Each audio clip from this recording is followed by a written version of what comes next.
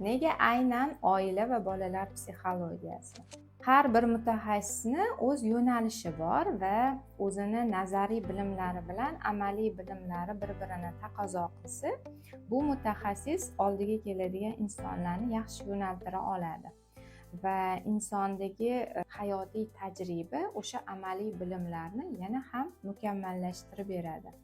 Men 22 yillik turmush tajribasiga ega ayolman va 5 ta farzandli onasiman. Bolalarning psixologik taraqqiyotini, bolalardagi inqiroz yoshlarini, 20 yoshgacha bo'lgan davrni men hayotimda kuzatdim va bu bo'yicha tajribalarim bor. Bundan tashqari qizlar psixologiyasi va o'g'il bolalar psixologiyasidagi tafovutlarni, ularning taraqqiyotini kuzatdim. Va bu bilimlar menga ish faoliyatimda juda ham katta yordam beradi. Bu masalada yuzlashgan insonlarga men bemalol ham professional bilimlar, ham hayotiy tajribamdan kelib chiqib yo'nalish bera olaman.